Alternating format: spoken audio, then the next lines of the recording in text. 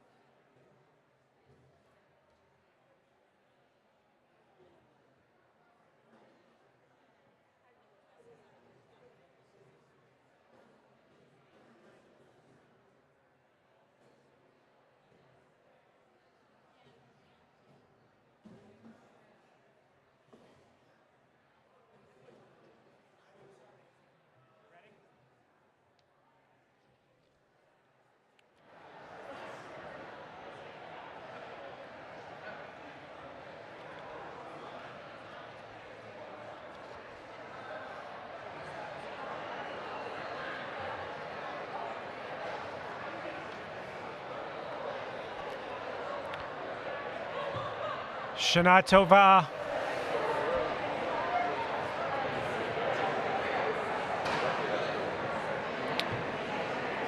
Shana Tova, everyone.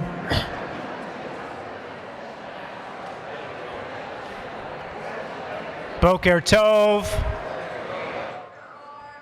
Thank you for the correct Hebrew response.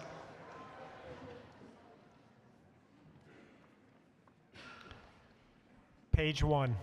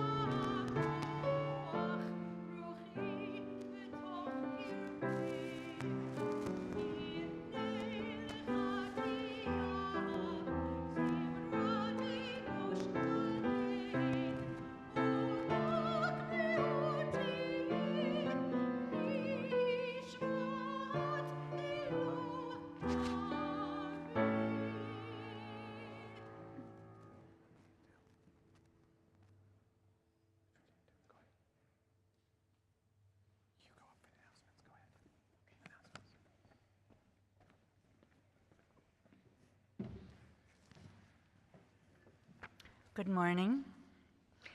A few reminders. First of all, I made a big mistake last night in announcing the leader of our second study session. It's Mitch Hoffman, not Mitch Brown. Please silence your cell phones. We have single stall restroom facilities both on this floor and on the lower level. The ones upstairs are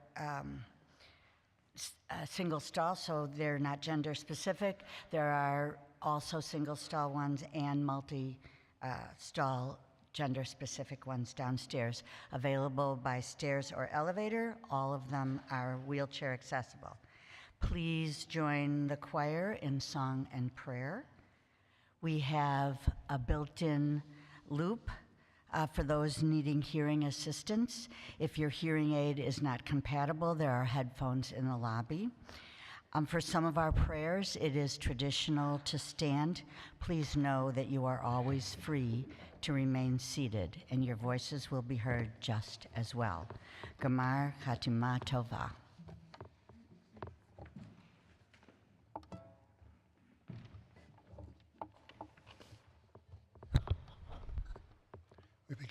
We begin on page 1.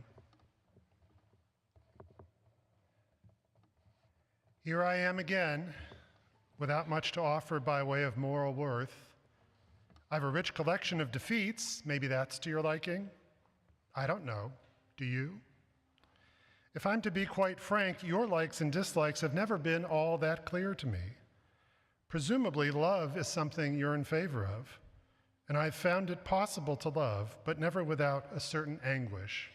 Whether that's the way you intended it, or that's a problem all my own, I can't say. Can you? I've never wanted to pain others. I've never wanted to pain myself. I guess I can plead good intentions, but I needn't tell you about good intentions and the road to hell. I've often wondered, did you yourself intend that to live would be so complicated? To find a way in the world so hazardous? Did you have any idea at all that living would involve such confusion and such heartbreak? I can't be sure any of this will mean much to you. I can't even be sure that you exist as more than a figment of my own mysterious psyche. It's a risk to open up to you.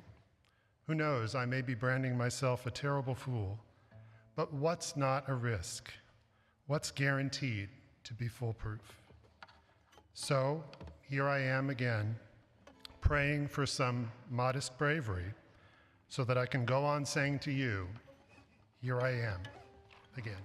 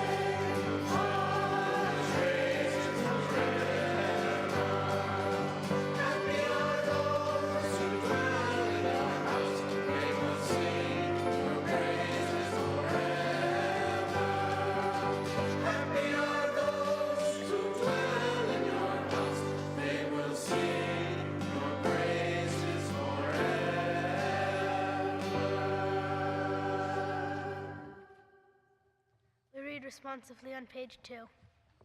Let every living soul bless your name, eternal God, and let every human being acclaim your majesty forever and ever.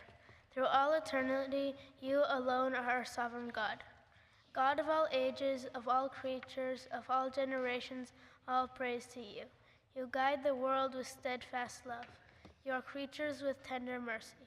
You neither slumber nor sleep. You awaken the sleeping and arouse the dormant. You give speech to the silent, freedom to the enslaved, and justice to the oppressed. To you alone we give thanks. Our mouths should flow song.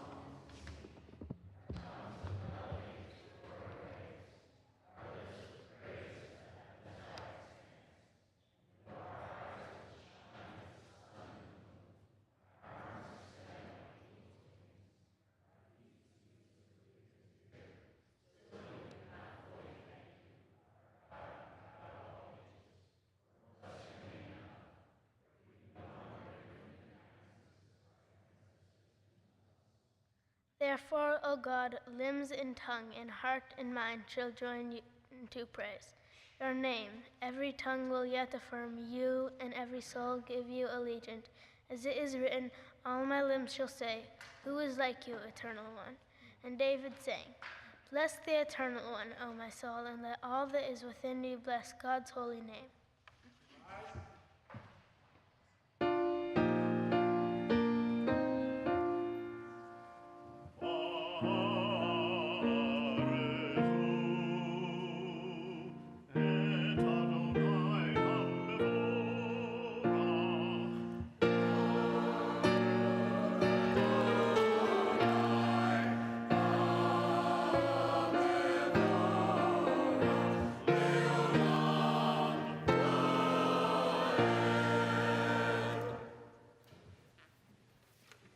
may be seated. Baruch atah Adonai Eloheinu melech haolam, yotzer or uvorei choshech, oseh shalom uvorei hakol. Maker of darkness and dawn, the God who opens the gates of mercy, who gives light to all who await forgiveness, be with us on this atonement day. Times, seasons. God of hope and joy, be with us this day. Be with us as we look for strength to be free, freedom to struggle against those who worship power, and power to resist all who would oppress us.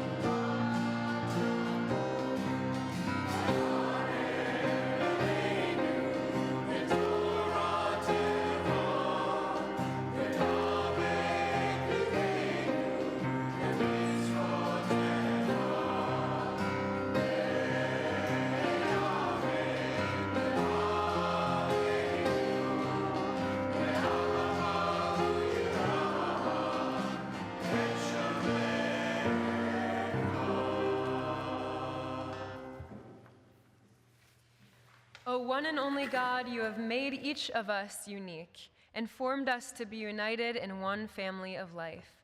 Be with us, Eternal One, as we seek to unite our lives with your power and your love.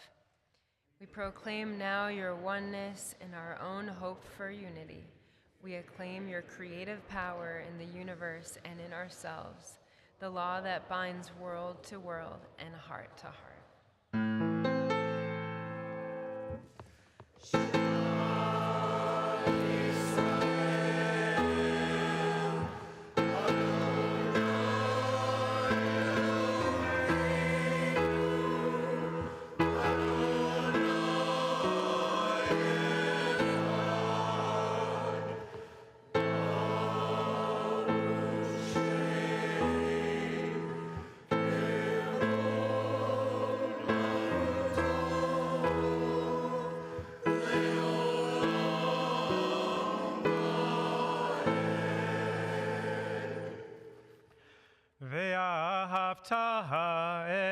את אדוני אלוהיך בכל לבבך ובכל נפשך ובכל מאודיך, והיו הדברים האלה אשר אנוכי מצווך היום על לבביך, ושיננתם לבניך, ודיברת בם, בשבתך בביתך, ובלכתך בדרך, ובשוקבך ובקומך, וקשרתם לאות על ידיך, והיו לטוטפות בין עיניך, וכתבתם על מזוזות ביתך ובשעריך, למען תזכרו ועשיתם את כל מצוותי, והייתם קדושים לאלוהיכם. אני אדוני אלוהיכם, אשר הוצאתי אתכם מארץ מצרים להיות לכם לאלוהים. אני אדוני אלוהיכם אמת. In this world waiting to be redeemed, our hearts cry out, cannot our dearest hopes at last come true? Many are our defeats, yet how many our deliverances? After servitude to Pharaoh, we choose service to God. After exile in Babylon, we rebuild God's shrine. Yesterday's wounds, so nearly fatal, begin to heal, and Israel, living still, plants new seeds of redemption.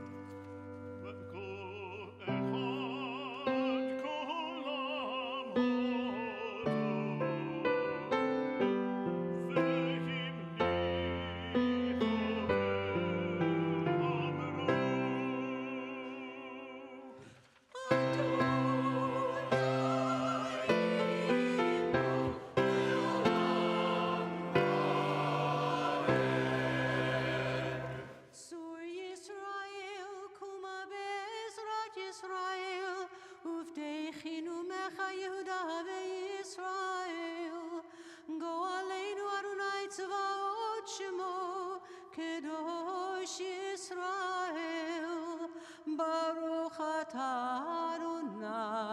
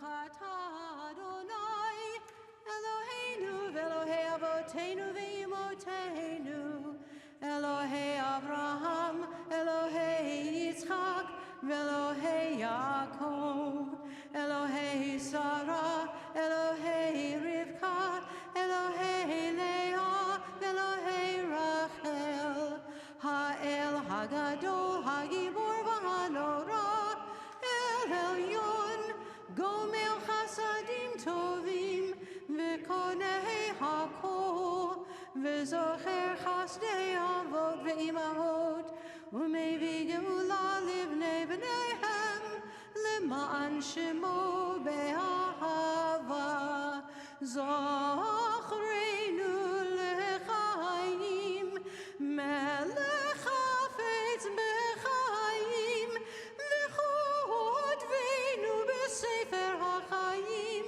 L'ma'ancha Elohim Chaim Melech Ozer U'Moshiach U'Magen Baruch atah Adonai Magen Avraham Ve'ezrat Sarah Atah Gibor Le'olam Adonai Mechayei HaKol Atah Rav Lehoshia Mechalkel Chaim Bechesed Mechayei HaKol Berachamim Rabim Somech Noflim V'Rofei Cholim Umatir Asurim Umkayem Emunato Lishenei Afar Michamocha Bal Gevurot Umido Melach Melech Meimit Umechaye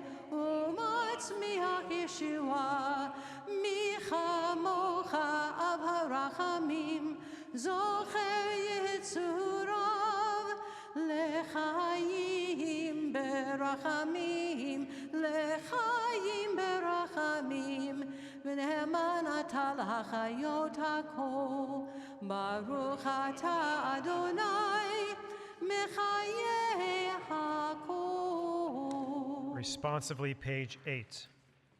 Your might, O God, is everlasting. You are the source of life and blessing.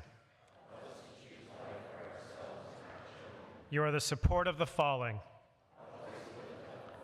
You are the author of freedom. You are our hope in death as in life. Your might, O God, is everlasting. You may be seated.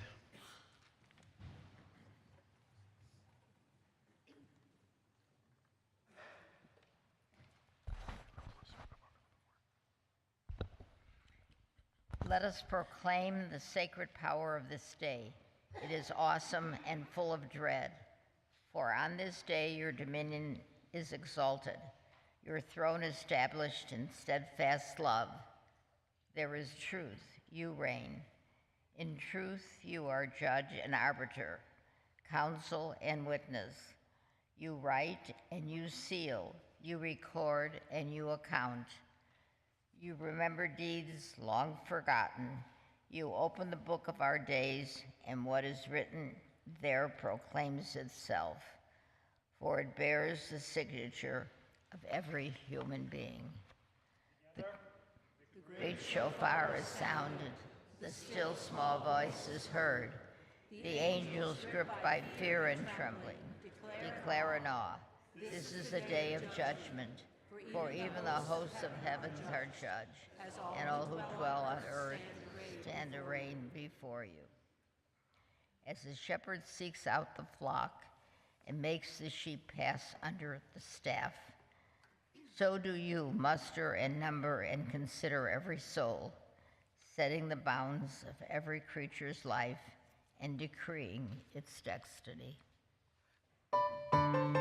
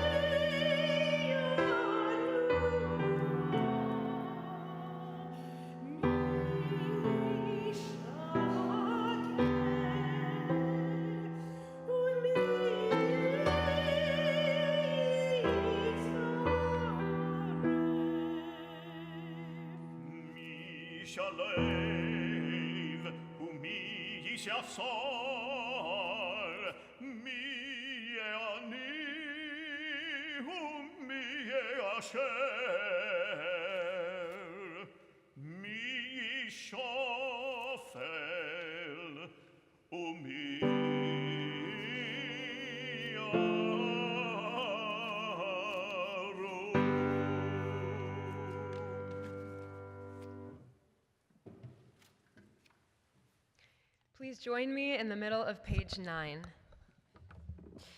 On Rosh Hashanah it is written, on Yom Kippur it is sealed.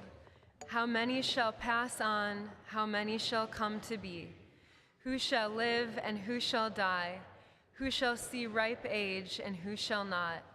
Who shall perish by fire and who by water? Who by sword and who by beast? Who by hunger and who by thirst? Who by earthquake and who by plague?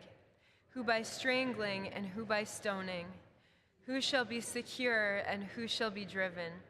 Who shall be tranquil, who shall be troubled?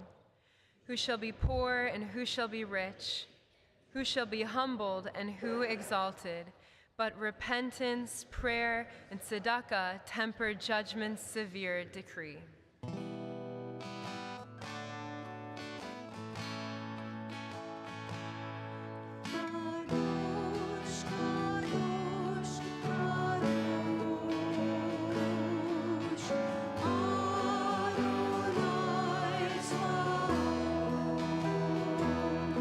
The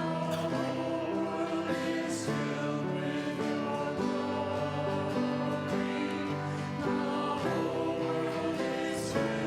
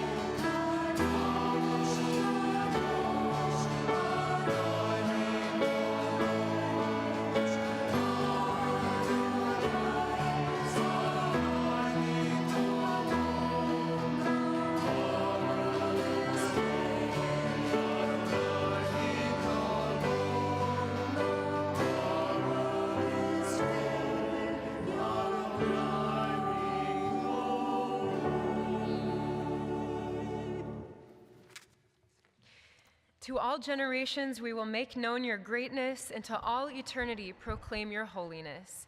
Your praise, O God, shall never depart from our lips. Blessed is the Eternal One who rules in holiness.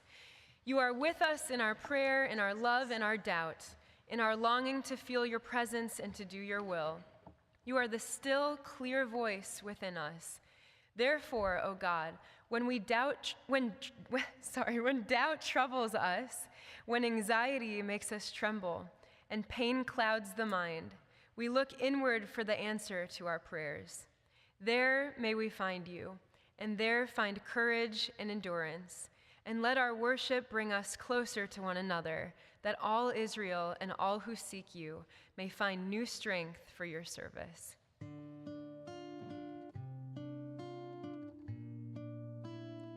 Sim shalom,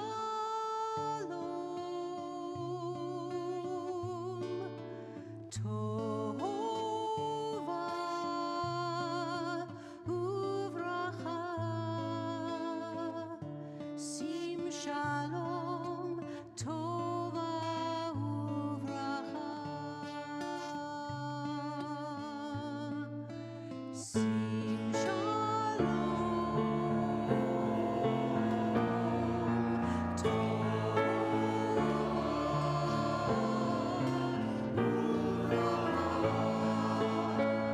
Sim shalom, tova uvracha.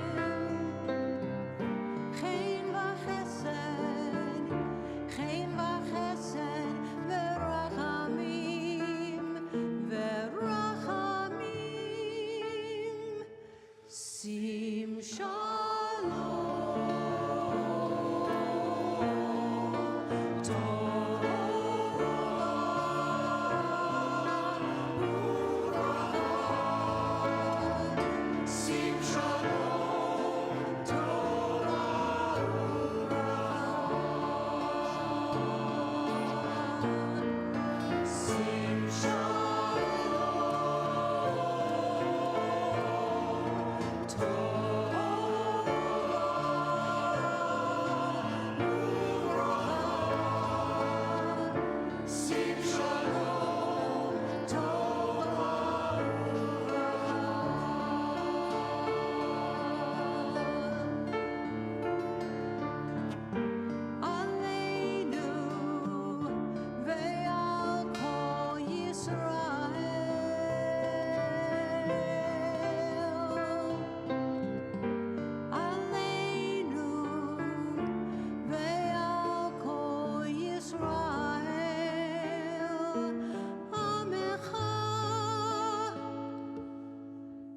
Sim shalom,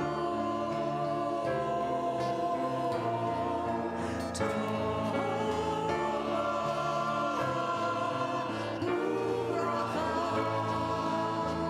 Sim shalom, tova uvracha.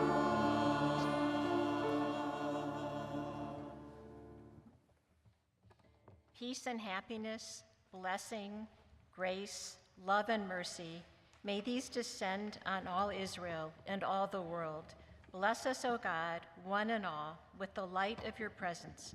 For in the light of your presence we find the fullness of life, faithful love and charity, compassion, blessing, and peace. Help us, O God of peace, by our deeds to inscribe ourselves in the book of life, blessing, righteousness, and peace. Praise be the one who teaches Israel and all peoples to love and pursue peace and to bring it to all the earth.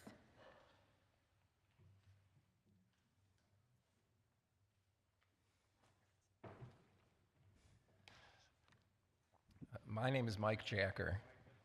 Okay. How's that? My name is Mike Jacker. Several months ago, Rabbi Elder invited me to present a personal reflection during High Holiday services.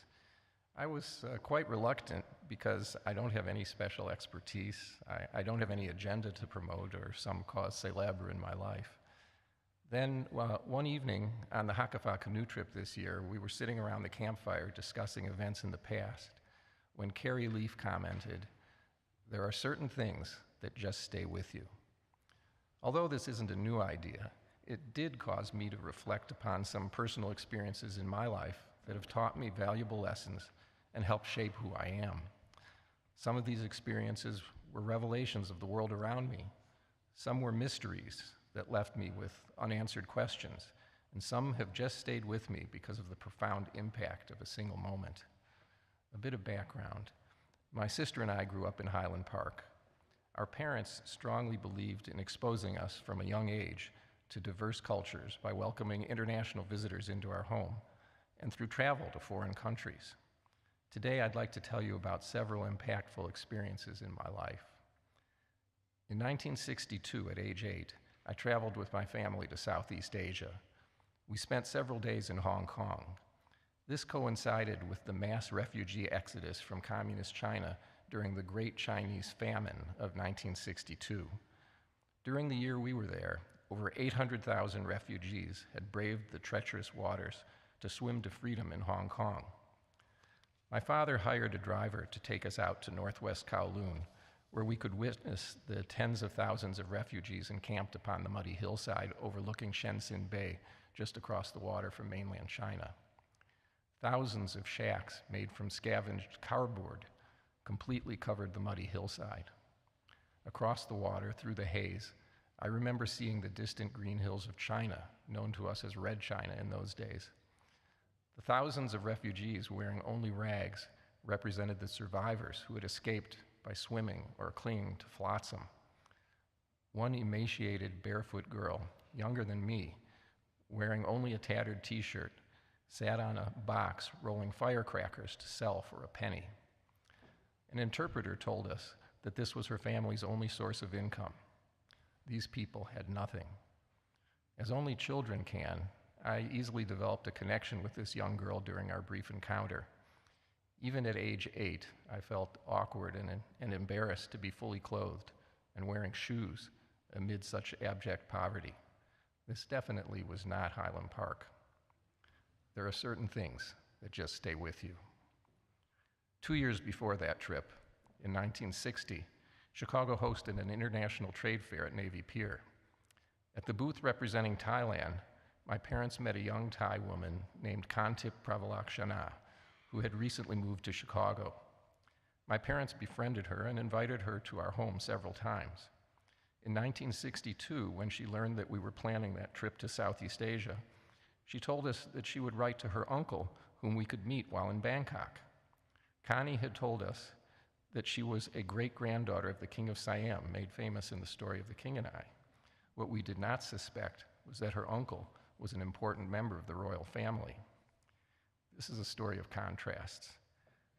Within days of my experience with the refugees in Hong Kong, we were picked up in Bangkok and driven to the house of Connie's uncle. The house was actually a palace.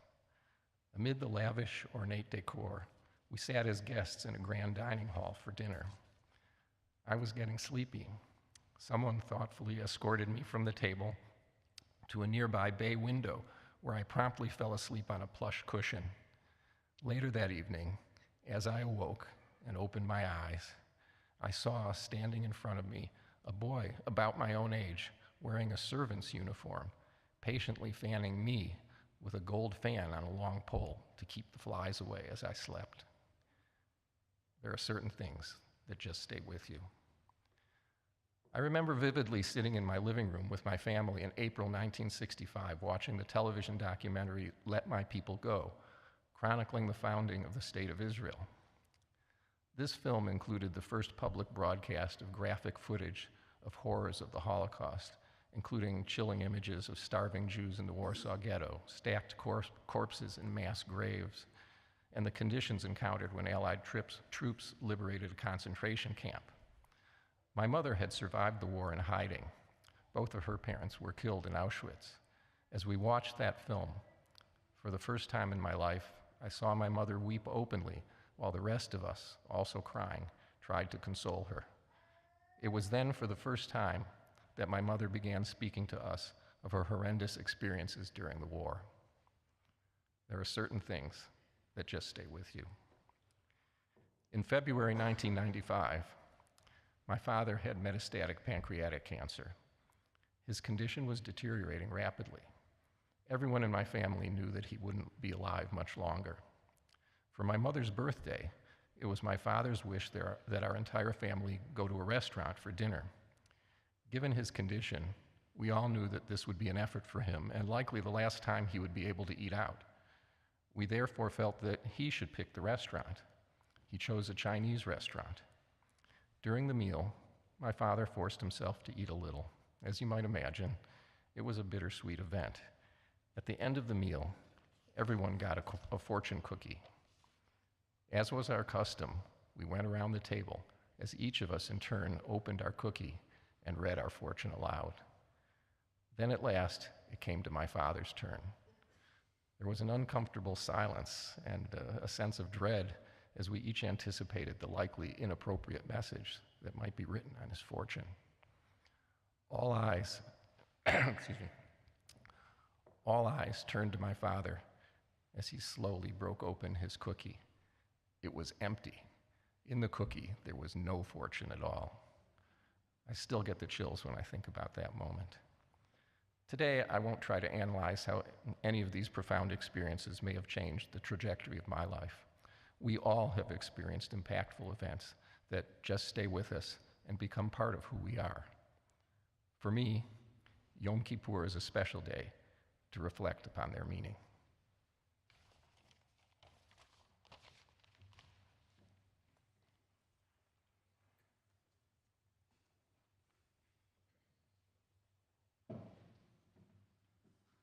We continue on page 11. Vidui, our confession. Our God, God of our mothers and fathers, grant that our prayers may reach you.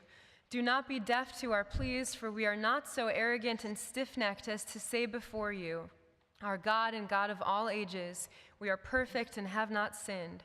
Rather do we confess, we have gone astray, we have sinned, and we have transgressed. Rise, please.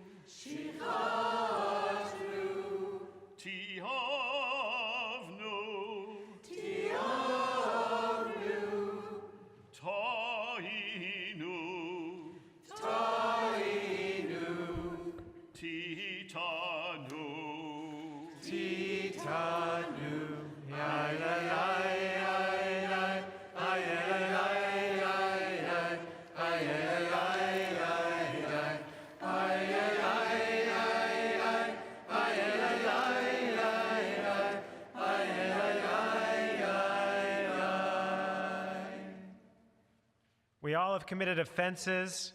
Together we confess these human sins. The sins of arrogance, bigotry, and cynicism, of deceit and egotism, flattery and greed, injustice and jealousy. Some of us kept grudges, were lustful, malicious, or narrow-minded. Others were obstinate or possessive, quarrelsome, rancorous, and selfish. There was violence, weakness of will, xenophobia.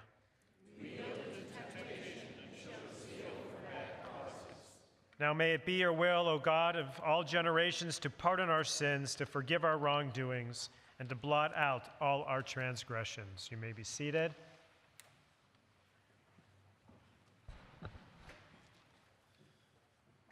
We sin against you when we sin against ourselves. For our failures of truth, O God, we ask forgiveness. For passing judgment without knowledge of the facts. And for distorting facts to fit our theories. For deceiving ourselves and others with half-truths. And for pretending to emotions we do not feel. For using the sins of others to excuse our own. And for denying responsibility for our own misfortunes. For condemning in our children the faults we tolerate in ourselves. And for condemning in our parents the faults we tolerate. We sin against you when we sin against ourselves. For our failures of justice, O God, we ask forgiveness. For keeping the poor in the chains of poverty. And turning a deaf ear to the cry of the oppressed. For using violence to maintain our power. And for using violence to bring about change. For waging aggressive war. And for the sin of appeasing aggressors. For obeying criminal orders. And for the sin of silence and indifference. For poisoning the air and polluting land and sea. And for all the evil means we employ to accomplish good ends. We sin against you when we sin against ourselves. For our failures of justice, O God, we ask forgiveness. For confusing love with lust.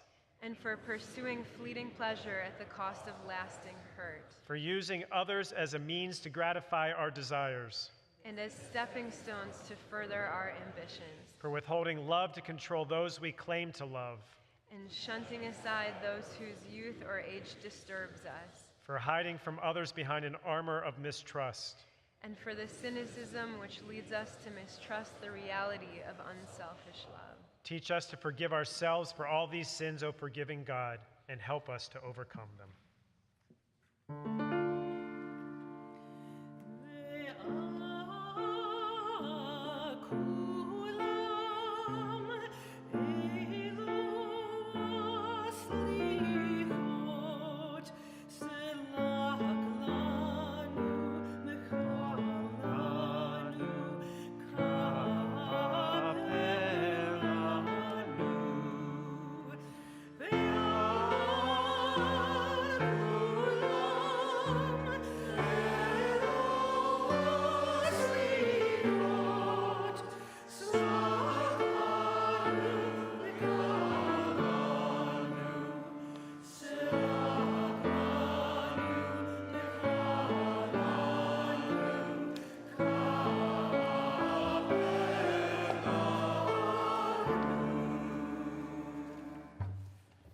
These, O God of mercy, forgive us, pardon us, grant us atonement.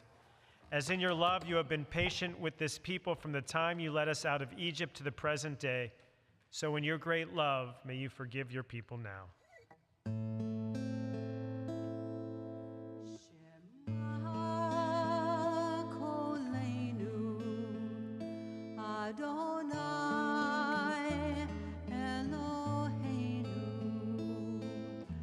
Shema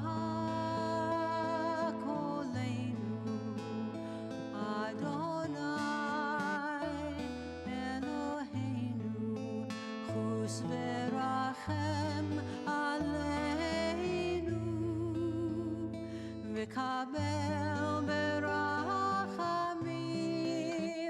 וברצון, וברצון, וברצון את תפילתנו. השיבנו אדוני אליך ונשובה. השיבנו אדוני אליך ונשובה. השיבנו אדוני אליך ונשובה. השיבנו אדוני אליך ונשובה. חדש ימינו, ימינו כקדם. חדש ימינו, ימינו כקדם. שמע קולנו, אדוני אלוהינו. שמע קולנו, אדוני אלוהינו.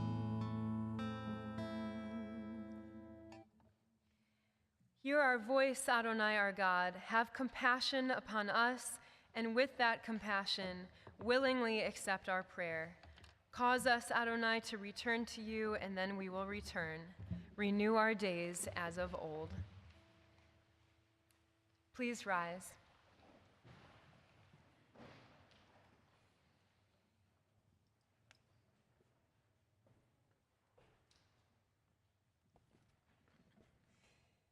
Avinu Malkeinu Shema Kolenu.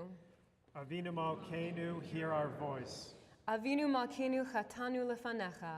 Avinu Malkeinu, we have sinned before you. Avinu Malkeinu Chamol Aleinu Ve'al Olalenu V'tapenu. Avinu Malkeinu, have compassion upon us and upon our children and infants. Avinu Malkeinu Kalei Dever V'cherev V'ra'av Me'alenu. Avinu Malkeinu, remove pestilence, sword, famine, and captivity. Avinu Malkeinu Kalei Kol Tsar Umastin Me'alenu. Avinu Malkeinu, rid us of every oppressor and adversary. Avinu Malkeinu, kodvenu b'sefer chaim tovim. Avinu Malkeinu, inscribe us in the book of good life. Avinu Malkeinu, chadesh aleinu shana tova. Avinu Malkeinu, renew for us a good year. Avinu Malkeinu, harem keren Yisrael amecha. Avinu Malkeinu, raise up the might of Israel, your people. Avinu Malkeinu, chonenu va'anenu, ki ein banu ma'asim, aseh imanu tzedakah v'chesed v'hoshienu. Avinu Malkeinu, favor us and answer us, for we have no accomplishments. Deal with us charitably and kindly and deliver us.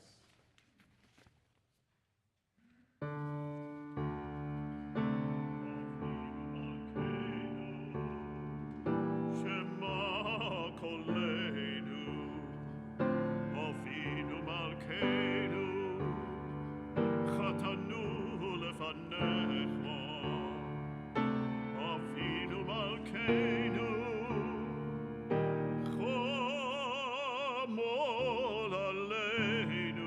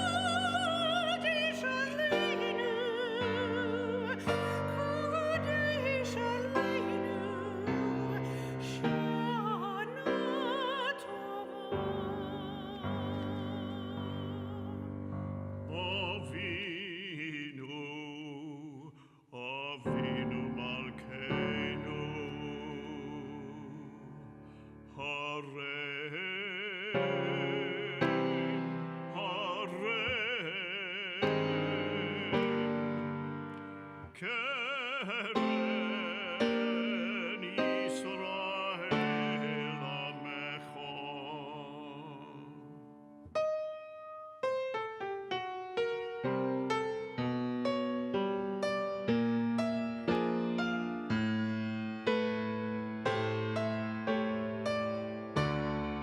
עמך.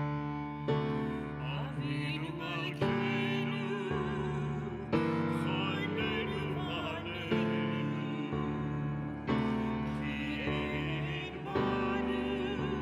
כי אין בנו מעשים, עשה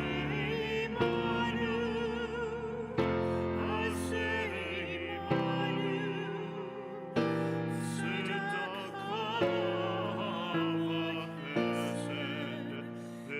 והושיענו.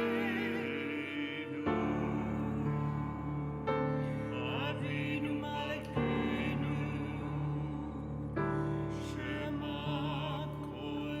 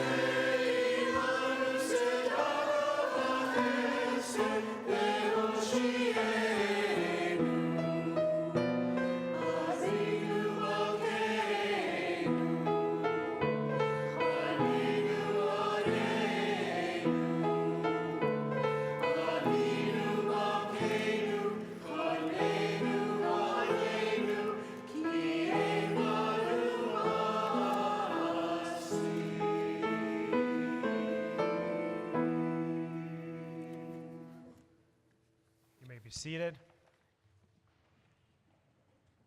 Actually, no.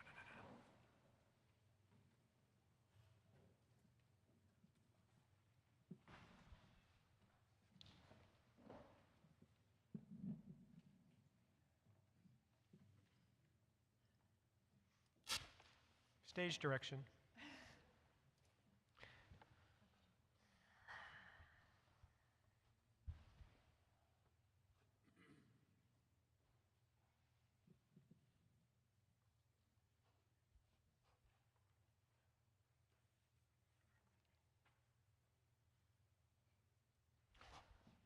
This week's Yom Kippur, the Torah portion, comes from the end of the book of Deuteronomy, Nitzavim, the invocation to all of us, those who were present at Sinai and those who weren't physically present at Sinai, to maintain this covenant with the divine.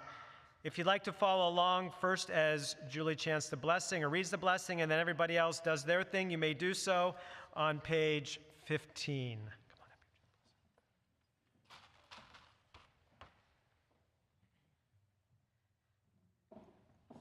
Baruch hu et Adonai hamvorah. Baruch Adonai hamvarach le'olam. Baruch Adonai hamvorah le'olam va'ed. Baruch atah Adonai Eloheinu melech ha'olam asher bachar banu mikol ha'amim v'natan lanu et Torato. Baruch atah Adonai noten ha'torah.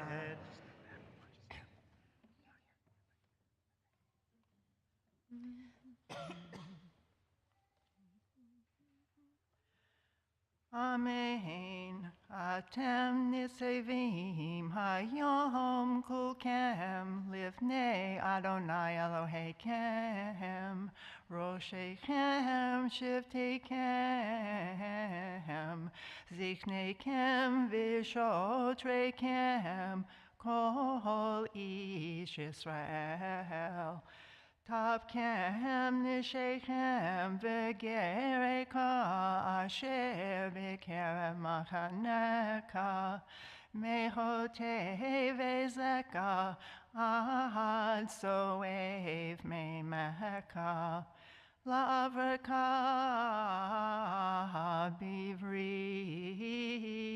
Bereshit Adonai Eloheka uvalato asher Adonai Eloheka koretim ka hayom leman hakimot ka hayom lo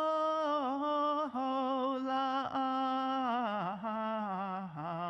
v'hu yeshelecha le'Elohim ka'asher diver lak v'ka'asher nishba la'avotecha la'Avraham le'Yitzhak u'Yaakov v'lo etkem levatkem Anoki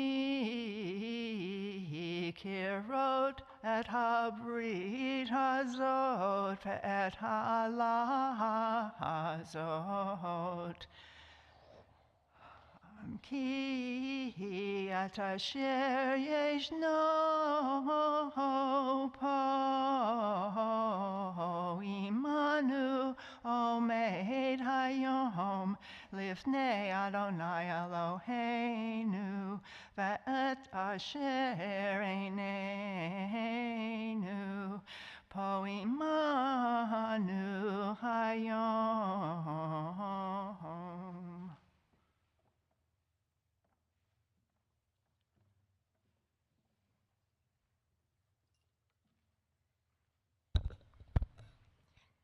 Ki hamitzvah hazot asher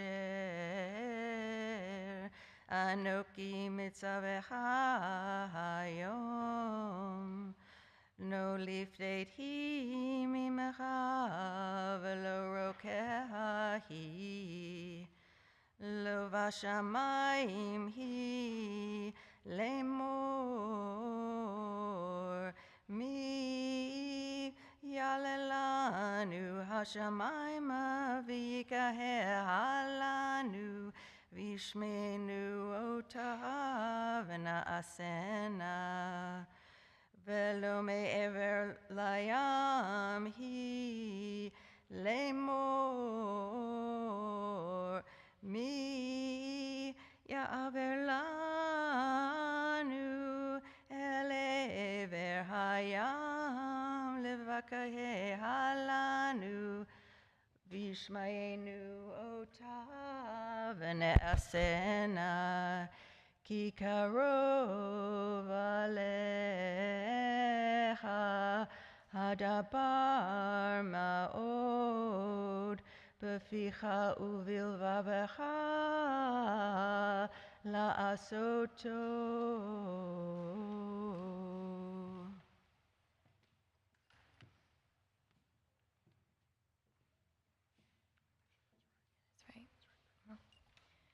Ra'ei natati lefanecha chayom et ha'chaim ve'et ha'tov ve'et ha'mavet ve'et ha'rav asher anochi mitzavecha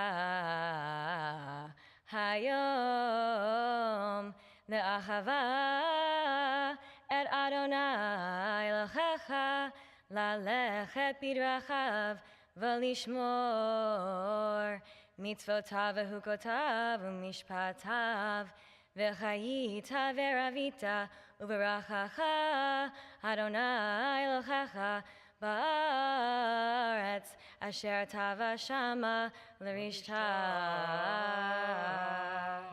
Blessing afterward.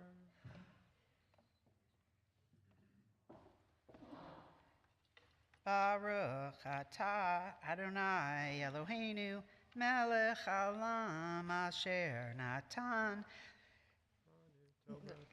Torah emet v'chayei olam nata b'tochinu Baruch atah Adonai noten haTorah. Yes, your koach. You're done. Beautiful job, beautiful job, beautiful job.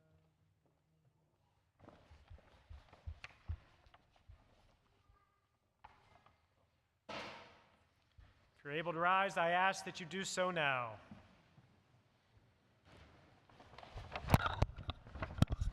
V'zot HaTorah asher sam Moshe lifnei b'nei Yisrael al pi Adonai b'yad Moshe.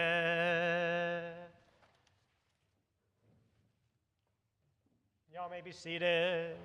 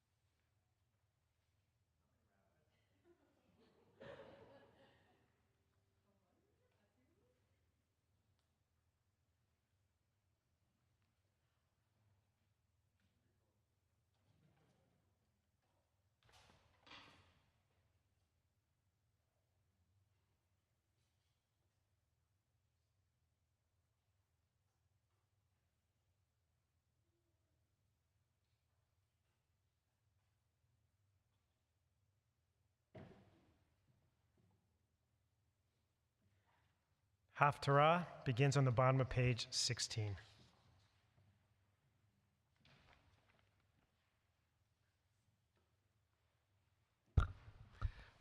Baruch atah Adonai Eloheinu melech haolam, asher bachar binviim tovim v'ratza v'divreihem hane'emarim ba'emet. Baruch atah Adonai habocher b'Torah uv'Moshe avdo uv'Yisrael amo uv'inviei ha'emet v'tzedek.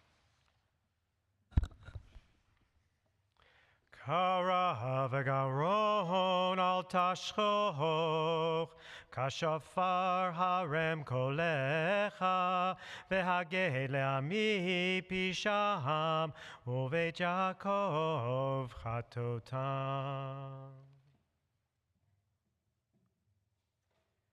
God says, cry with a full throat. Do not hold back. Let your voice resound like a shofar. Declare to my people their transgression, and to the house of Jacob their sin. Yes, they seek me daily, as though eager to learn my ways, as if they were a people that does what is right and has not forsaken the way of its God. Because on your fast day you pursue your own affairs, while you oppress all your workers. Because your fasting leads only to strife and discord, while you strike with cruel fists. Such fasting on this day will not help you to be heard on high. Is this the fast I have chosen? A day of self-affliction, bowing your head like a reed and covering yourself with sackcloth and ashes? Is this what you call a fast, a day acceptable to the Eternal? Is not this the fast that I have chosen? To unlock the shackles of injustice, to loosen the ropes of the yoke, to let the oppressed go free, and to tear every yoke apart? Surely it is to share your bread with the hungry and to bring the homeless poor into your house, when you seek the naked to cover them, never withdrawing yourself from your own kin. If you remove lawlessness from your midst, the pointing finger, the malicious word, if you give yourself to the hungry and satisfy the needs of the afflicted, then your light shall shine in the darkness, and your night become bright as noon. The Eternal One will guide you always, filling your throat in parched lands and renewing your body's strength. You shall be like a garden overflowing with water, like a spring that never fails. Some of you shall rebuild the ancient ruins, rebuilding the foundations of ages past. You shall be called repairer of the breach, restorer of streets to dwell in.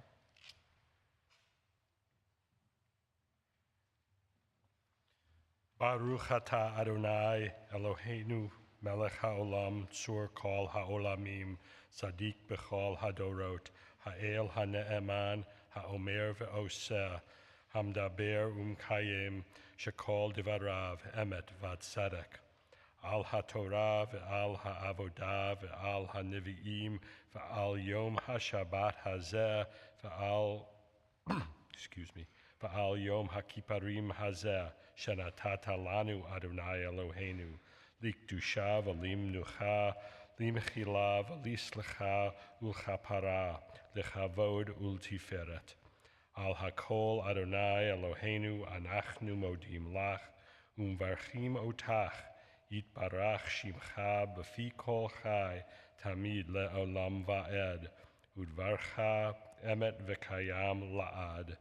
ברוך אתה אדוני, מלך מוחל וסולח לעוונותינו, לעוונות עמו בית ישראל, ומעביר אשמותינו בכל שנה ושנה. מלך על כל הארץ, מקדש השבת וישראל ויום הכיפורים.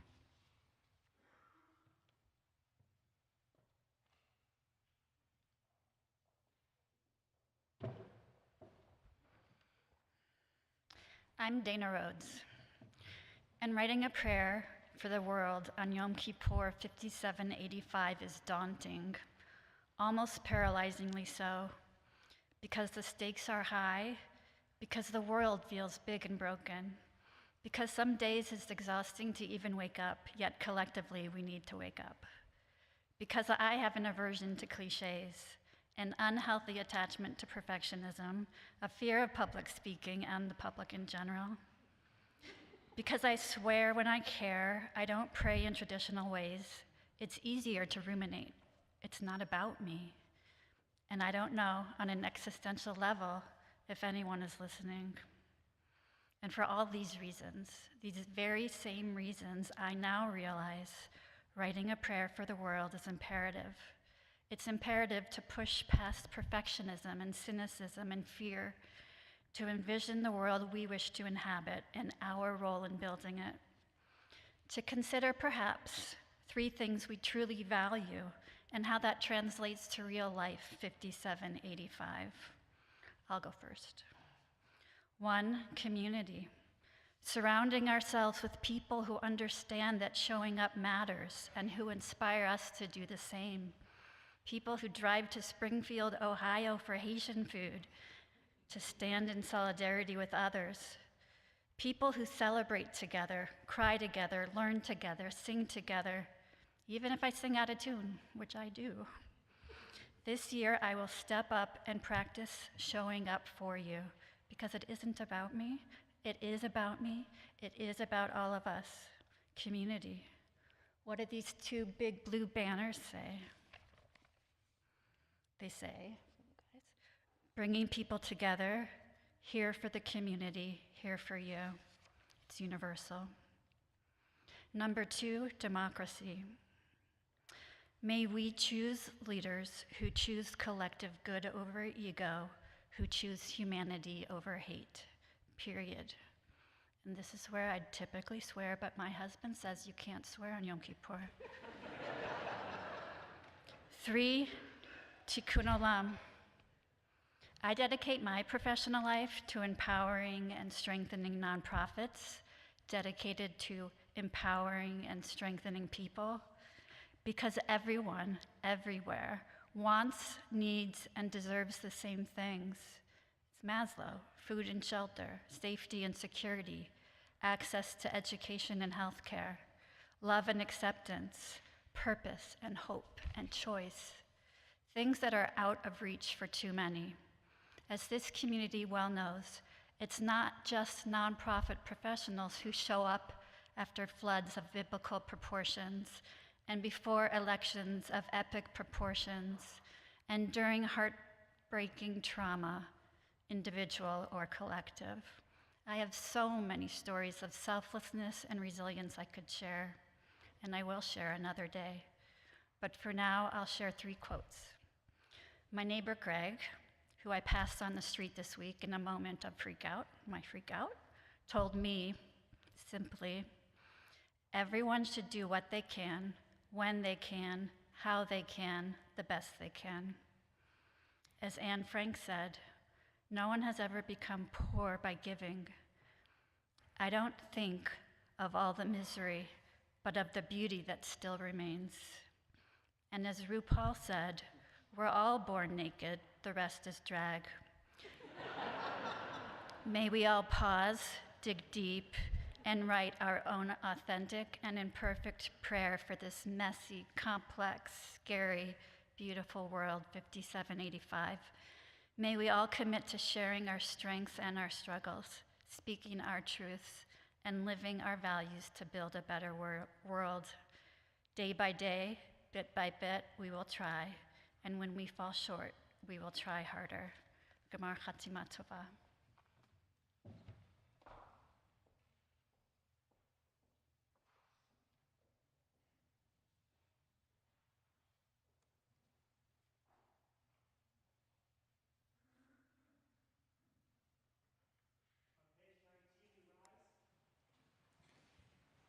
It's Chaim hi lamachazikim ba v'tomchecha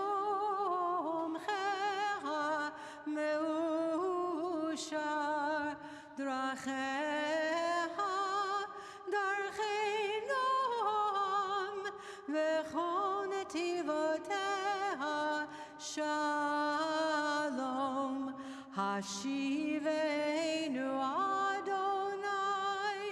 Elecha v'nashuva Chadish, Chadish yameinu Chadish yameinu kekedem.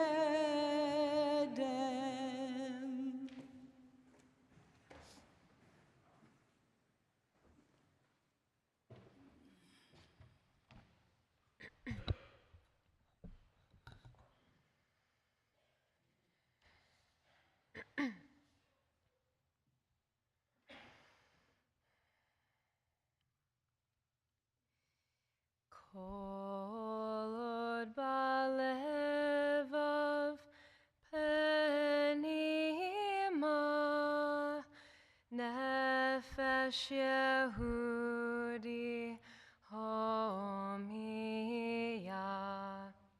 ulfate mizrach kadima ayin letzion Sophia.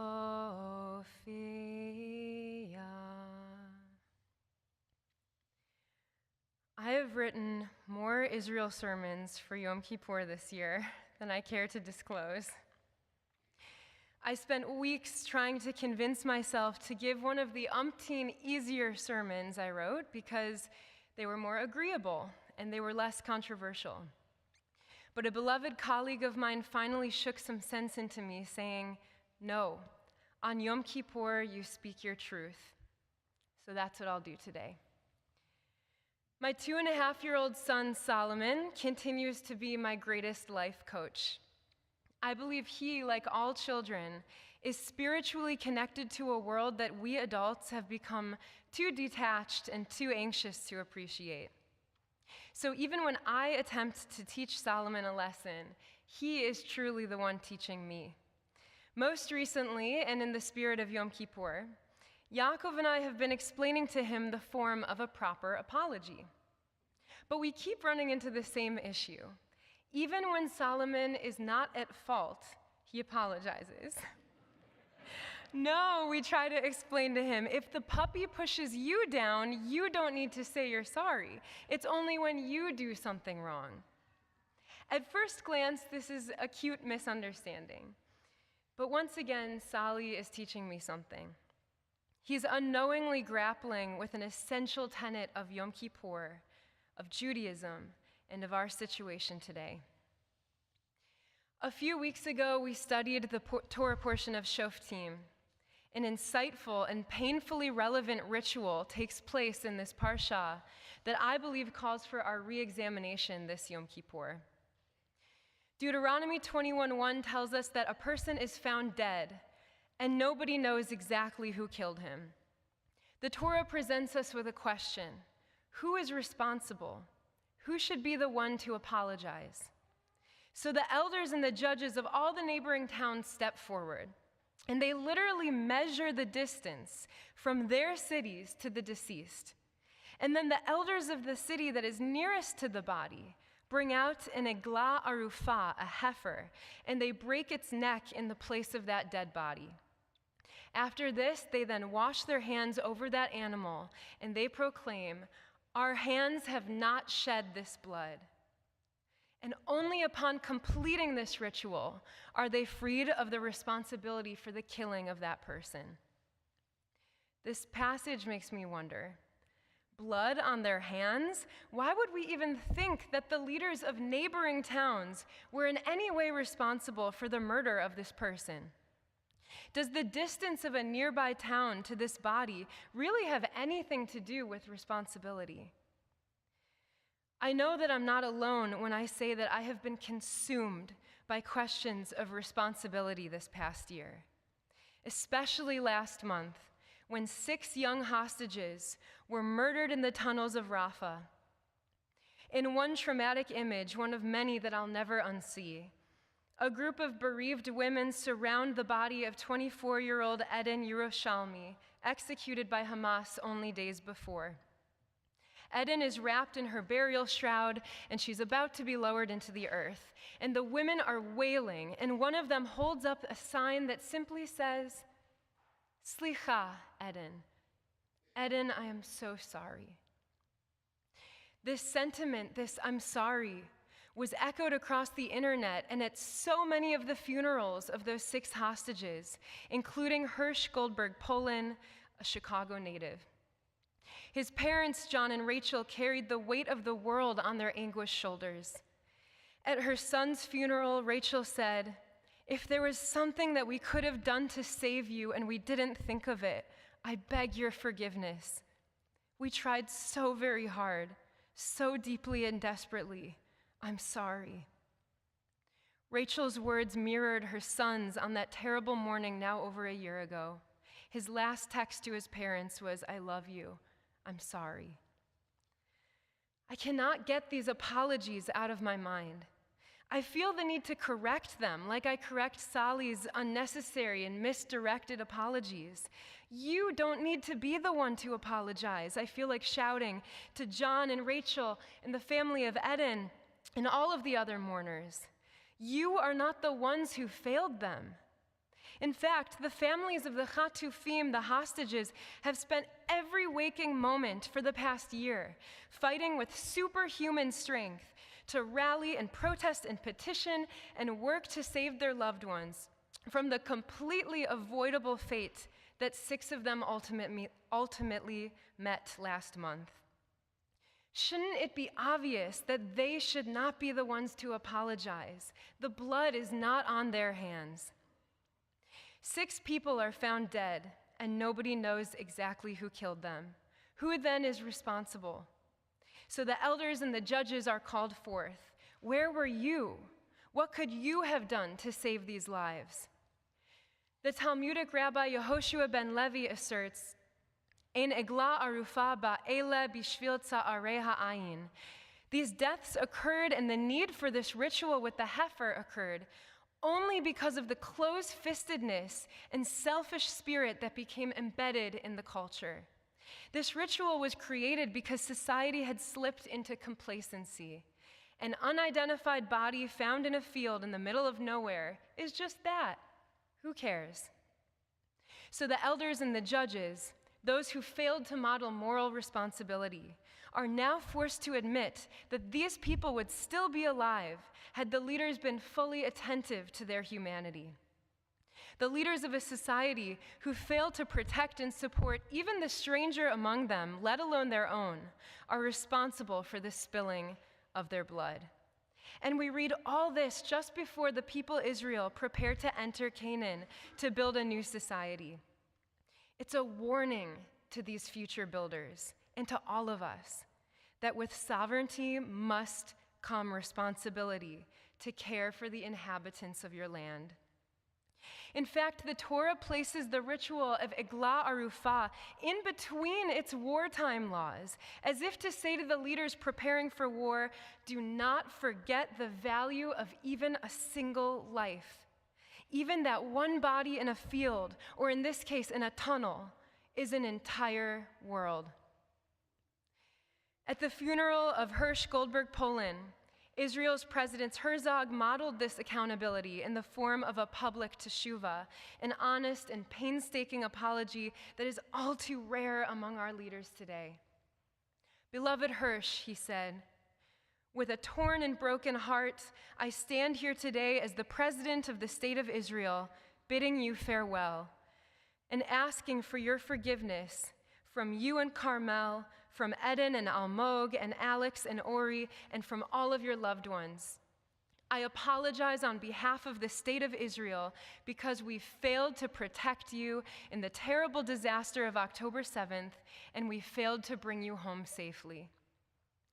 This is the type of responsibility that all of us must honestly and vulnerably require of ourselves on this and every Yom Kippur.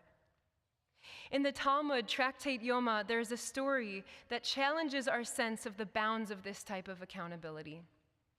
2,000 years ago in Jerusalem, two overzealous priests, Kohanim, are preparing to bring a sacrifice to the altar at the Holy Temple.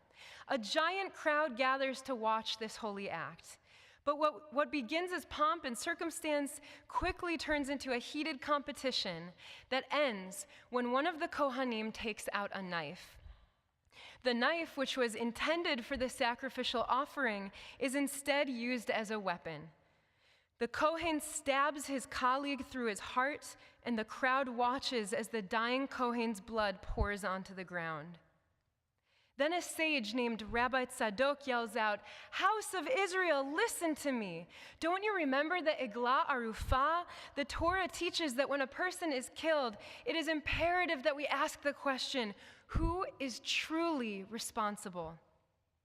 Now, in this situation, we know exactly what happened. Everyone in the crowd witnessed this gruesome murder. They know exactly who held the knife. But Rabbi Tzadok asks, is it only the Kohanim who are responsible? Or perhaps is it all of us, all the residents of Jerusalem? And when the people hear this, they begin to weep. They cry because they know that Rabbi Tzadok is right. They cry because they recognize for just one moment that violence generally does not happen in a vacuum. Were it not for the vulgar, violent, obsessive culture that had grown normative in their time, that Kohen would have never thought to take out his knife and harm another person. You don't have to be the one holding the knife to share responsibility for its harm. As Abraham Joshua Heschel wrote, in a free society, some are guilty, but all are responsible. It is time that we hold up a mirror through the lens of Rabbi Tzadok's words. What have I done to support and encourage a culture of violence and extremism in this current war? Hirsch, Carmel, Alex, Eden, Ori, Almog, and too many others. Slicha, we are so sorry. The outlandish yet deeply poignant Talmud story of the two Kohanim actually includes a further passage. Just as the people begin to grapple with their potential complicity in this murder, as the Kohen's blood cries out from the ground, his father runs up to check on him. The father grabs the knife out of his son's chest and he holds it up to the crowd. "Behold," he says, "even though my son is dying, this knife has not yet become tameh, ritually impure. It can still be used for the sacrificial offerings." The father's blindly cruel remark, completely oblivious to his son's wasted lifeblood, is too much to bear. This story ends, but not with the people realizing their communal accountability. That's the ending that we so desperately want and need. Instead, the story ends with the tone-deaf prioritization of the ritual purity of a utensil over human life. This story is haunting. It illustrates the moral failure of leaders who can be so meticulous in ritual and religiosity, but so ethically blind. It's not at all unlike some of the leading rabbis in Israel today, who have been teaching and preaching behavior that undermines values like pidyon shvuyim, the rescue of hostages, and pikuach nefesh, the saving of human life. Values that are core to our Torah and our peoplehood. The story of the two young Kohanim reveals a painful truth about humanity: the instinct to allow our discomfort and stubbornness to distract our attention from our hearts and our moral vision. The story reminds us that we all too often hide from the real work of an honest cheshbon hanefesh, the accounting of our souls that each of us is called to do here on Yom Kippur. Some people in that crowd must have been relieved to hear the dead Kohen's father encourage them to look away. Nothing to see here. The knife still works. You didn't do it. I didn't do it. We're all off the hook. Now let's get back to business. Yachad lenatseach, together to victory. But our Yom Kippur vidui, our confession, instructs us to think and act differently. Ashamnu, we have sinned. We missed the mark. We were wrong. We are culpable. The vidui is said in the first person plural because while each individual may not have committed these specific sins, as a community we surely have, and our fates are intertwined. We must accept responsibility, even if our hand did not hold the knife. In the painful aftermath of the massacre of these 6 innocents, we are confronting a widespread systems failure. So when we employ the words of Rabbi Tzadok and ask who is responsible for their vicious murders, many of us know the answer, because the answer is obvious: Hamas, a barbaric enemy that manipulated an honest cause, the need for a just future for the Palestinian people and for their dignity and self-determination. But instead of elevating this cause, the sadistic death cult that it is Hamas abducts and rapes and massacres innocents and then hides and executes hostages in tunnels beneath daycare centers and hospitals. A terrorist group committed to causing as much physical and psychological injury as possible, committed in its own charter to destroying the Jewish state and killing Jews around the world. When we recall October 7th, there is no question that there is blood on the hands of Hamas. And it is also the failure of every person who disguises themselves as a righteous, progressive revolutionary while justifying, excusing, and even amplifying violent, inhumane, and anti-Semitic tropes and behavior. This is true in both camps. Those on campus and on social media adding violent fuel to this fire as they comfortably sip the privilege from their oat lattes, and those propagating the lie that atrocities can be the foundation of a future just Israel. As if you can achieve the liberation of one people through the annihilation of another. Ashamnu, we accept the responsibility. We are so wrong. I know I am not alone in sharing the painful spiritual whiplash and political homelessness I have experienced this year, trying to decide what type of Jew I am in this mess, what type of Jew I want to be, caught between the ever-changing tents of Jewish peoplehood and left feeling lonely and heartbroken and powerless from all of it. In rabbinical school, I wanted to meet with Palestinians. I wanted to hear their stories. I went to the West Bank and I drank shai bilnana, a traditional Palestinian tea, with people whom I thought hated me but actually didn't. We planted olive trees together to replace the ones that Israeli settlers had cruelly chopped down in the middle of the night. And to this day, I remember the faces and the words of the Palestinian people who so openly received me. Please listen to us. Please help us access clean water. Please protect our livestock from settlers who poison them and render our livelihoods useless. Please understand that we can do this together, and there must be another way. October 7th deceived so many of us. It almost immediately brainwashed us into ascribing to this false dichotomy of choosing one side, that we only have enough room in our hearts for one people, for our people, and to hell with the others. October 7th tricked many of us into co-opting our very own understanding of Jewish identity. This year, we internalized deeply harmful messaging that sometimes convinced us that Zionist was a dirty word, preaching to us that Zionism must mean X and it cannot mean Y. As Alex Olshansky recently wrote in Tablet magazine, in response to raped teenagers and headless babies, a common leftist online refrain has been, well, what do you think decolonization looked like? That's not progressivism. That's bloodthirst. How dare others define us and attempt to persuade us to adhere to this dangerous false dichotomy? We are smarter than this. We are capable of holding more than just one people in our hearts at a time. This belief that I hold dear does not negate my Zionism, it affirms it. The reverberations of October 7th, including the congregation wanting support from Bruce and me, have not drained us. Far from it, as Bruce explained last night. Rather, like the entire community, we are exhausted from the painful game of ping pong between peoples in our hearts. One side of my heart feels unapologetically proud to be the Zionist I am, one who loves Israel, who loves Israelis, who understands and values the importance of a Jewish homeland, who believes with all her heart and all her soul and all her might in the self-determination of the Jewish people.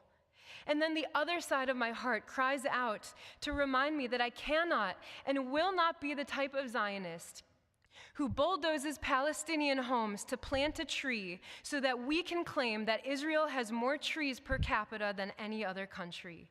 I cannot and will not be the type of Zionist who loves blindly and shuts out differing voices, including those of the oppressed, because it doesn't serve my ultimate purpose or because it's too frustrating or uncomfortable for me to hear. The Talmud instructs us to make for ourselves a heart of many rooms. In the aftermath of that terrible day, I have struggled to make space for these different rooms. Since then, I have felt anxious, unsettled, and sometimes even unsafe, feelings my great-grandparents journeyed halfway across the world to prevent ever feeling again. When my being a Zionist is equated to being a colonizer or a white supremacist or a genocidal murderer, I then know there is no place for my voice to be recognized in the conversation, and it pushes me even further into a corner.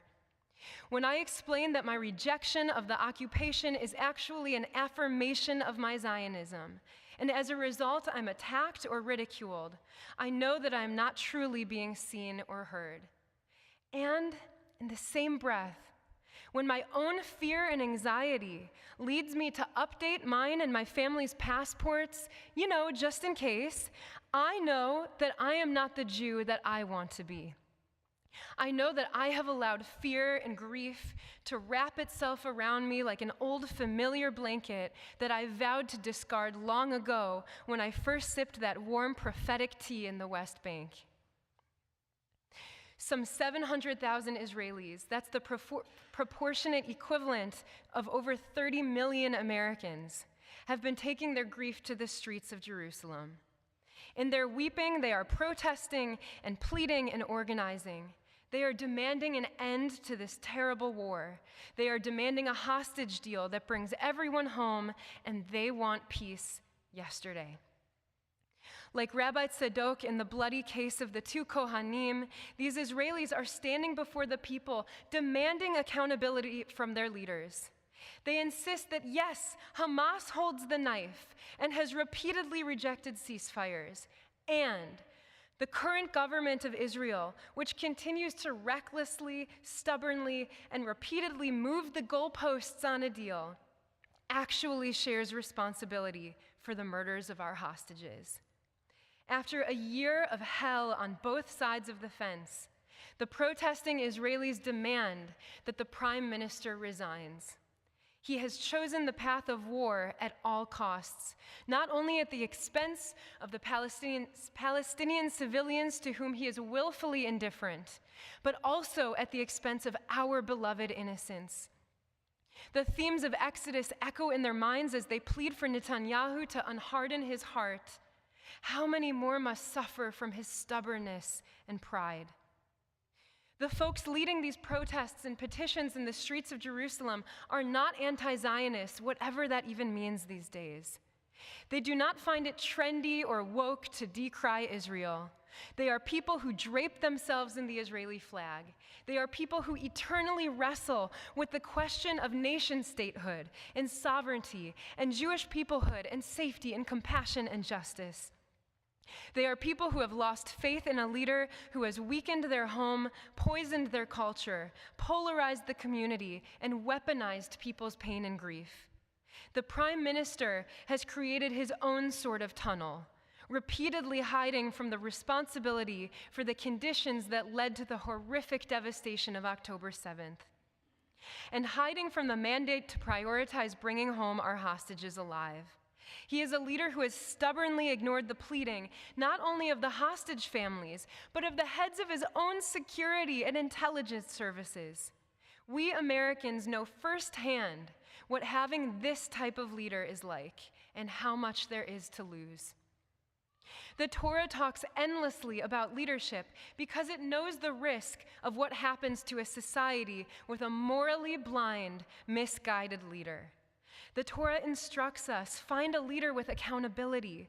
Choose an empathetic leader, someone who will help you grieve and then help you dream and then ultimately realize a thriving, peaceful future. And in the same breath, I see the cracks.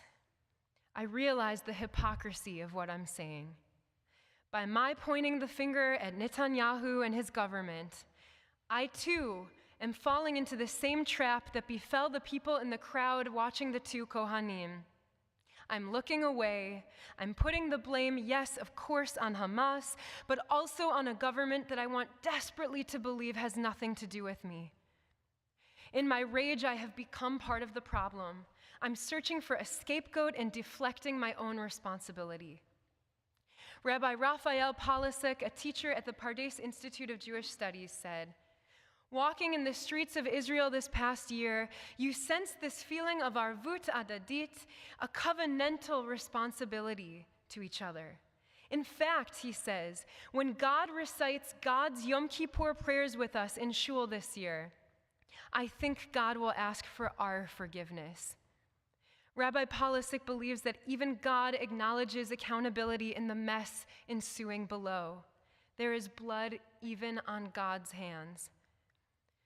The murder of these 6 hostages last month, after surviving nearly 11 months underground in unimaginable conditions, felt to many of us like October 7th all over again. This pain forces us to confront the unforgiving reality that these 6 young people could have lived. They could have and should have been alive right now, recovering and healing in the quiet of their loving homes. My dear friend Becca, a member of Hakafah Chai, said in the midst of the news about the murders of the 6 hostages, "I can't help but wonder if they would still be alive today, if Hamas hadn't been so emboldened and encouraged by everyone this year." At the time Becca shared this with me, in my anguish and heartache, I pushed back on her, correcting her and pointing my finger solely at Hamas. "Becca, slicha, I owe you an apology. Your words were true, and in my pain, I couldn't yet hear them. Hamas alone did not kill the 6 hostages last month. This climate of rampant hatred did. And while Hamas held the gun, our culture of side-picking and misinformation, this culture that has a surplus of certainty and a deficit of doubt, led us to the dark place that we find ourselves in today. You know things have gone south when the Ayatollah of Iran praises American college students for standing on the right side of history in their disruptive and often dangerous encampments. This is the same man who asserts that Jews control the media, the same man who violently murders Iranian women for breaking dress code. when 51% of Jewish students on college campuses across our country reported that they were physically unable to attend their classes at some point last year because their peers would not allow them to cross through the quad, we have to ask ourselves, who is responsible? I wish I had a nechemta, a comforting resolve to share with all of you this Yom Kippur, but I don't. At this time, we are all standing here in the crowd, watching in shock and horror as we decide whether to value the ritual purity of a utensil over a body. Watching and waiting in our brokenheartedness for a leader, and perhaps for ourselves, to take accountability. So while we wait for our hearts to awaken this Yom Kippur, I'll share the words of Chana Senesh, the beloved Hungarian-born Zionist who wrote on Erev Yom Kippur 1939. I do not want to say that only the dictators are responsible for everything in this terrible war. So who then is to blame? Each and every one? Maybe not. But everything together, the building, the order, the existing morality, all humanity as one.